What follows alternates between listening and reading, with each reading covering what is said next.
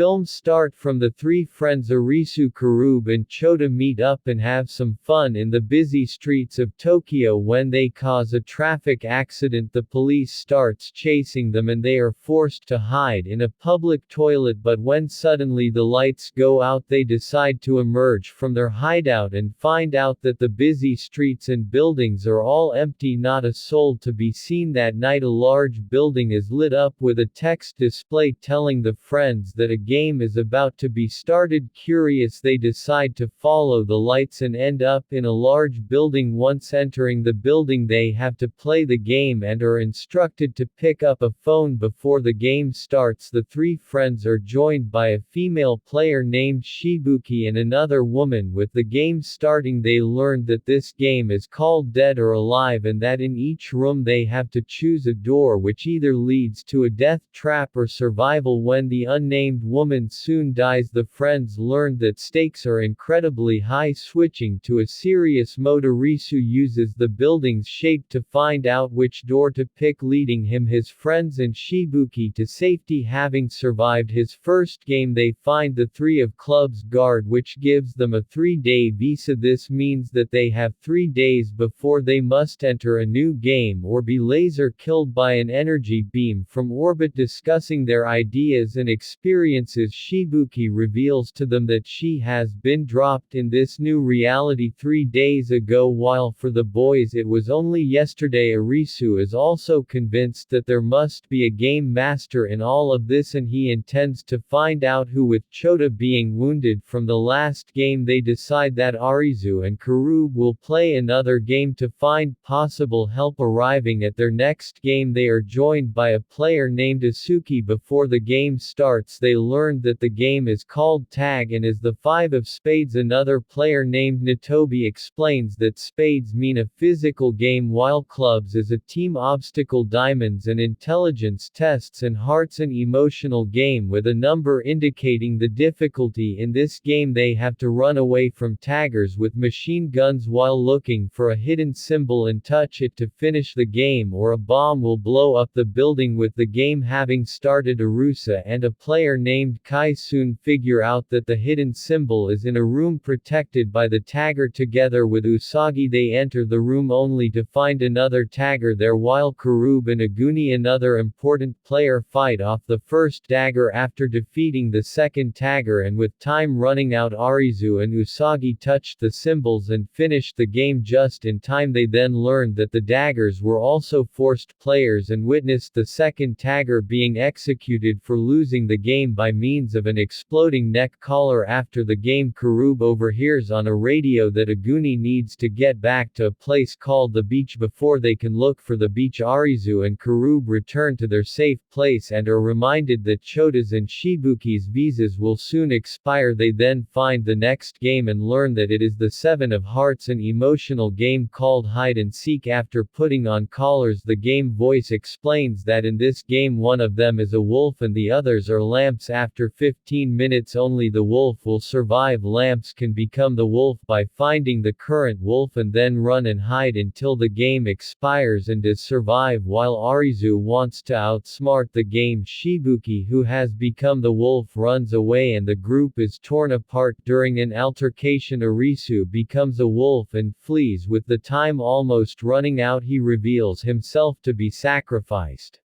But none of his friends leave their hideout, wanting Arisu to be the one survivor. Just when he finds Kurube, the game is finished and his friends are executed, with Kurube being killed right in front of him by the exploding neck collar. Feeling guilty over his friends' deaths, Arisu is ready to die and has given up all hope. At his lowest point he's found by Usagi, who takes him with her and gives him back some hope. With his visa about to expire, Arisu is forced to participate in another game, with Usagi joining him. The next game is set in an underground highway and is the 4 of clubs and called Distance. After being given a distance tracker they have to reach their goal before the timer runs out. Together with some other players the duo starts the game but have to leave an injured player behind in a bus halfway through. While their distance meter is running up, Arisu finds a motorcycle and decides to go go back and retrieve the injured player with Usagi and the other survivor reaching the end point. However, when the end point is being flooded with water quickly filling up the underground highway, Usagi and the man start to run back to the bus, but the man doesn't make it. Meanwhile, Arizu has made it back to the bus and meets Usagi halfway just in time to save her. Having survived the game, they see that their distance tracker is at 0 and realize that the bus was their end goal. With the extra 3 days from winning this game, Arizu and Usagi decide to investigate the beach. Having found several people that operate from the beach, Arizu and Usagi follow them only to be captured. At the beach, they meet the leader of the beach community, Hather, and his executive board, which also include Aguni and Kai. Hather explains to them that he has built a community here that works together in unlocking all of the 52 playing cards, believing that collecting all of the cards will allow one person to be sent back to the original world, needing the 7 of Hearts from Arizu. He invites him and Usagi to join his community, with the other option being getting killed on the spot. The duo joins him and continue playing the games. One of the games, the 4 of Diamonds, is called Light Bulb, in which Arizo and a group of players need to figure out which switch turns on the light bulb while water is rising around them. Using his wits, Anasu quickly figures this out and he survives yet another game. Back at the beach, Aguni, who is the military leader, clashes with Heather over wanting to take Usagi, but the military man is forced to back down for now. Later at a board meeting, Hatter tells the members that he needs to extend his visa and will be participating in upcoming games to find the 10 of Hearts game and wit at the most elusive number card. Looking for clues to find more about the games, Arizu stumbles upon a container of corpses. Just then she and Quina approach him and she tells him that he plans to steal all of the cards and leave the beach with his Fisa. Almost due, Hana leaves the beach to play some games only to return as a corpse with Hatter dead. Aguni's right-hand man Naragi holds the board at gunpoint to elect Aguni as a new leader of the community. After the voting, she explains to Arizu that the playing cards are held in a secret save, with the code being passed on to the new elected leader. During the succession of Aguni, she will get a sneak peek at the code and give it to Arizu, who has to sneak in the royal suite and steal the guards. However, when Arizu is caught during the operation, he realizes that she has tricked him. Later that night, she cracks the real safe and steals the guards, while another executive discovers a bullet in Heather's corpse and realizes that he was killed by someone and not during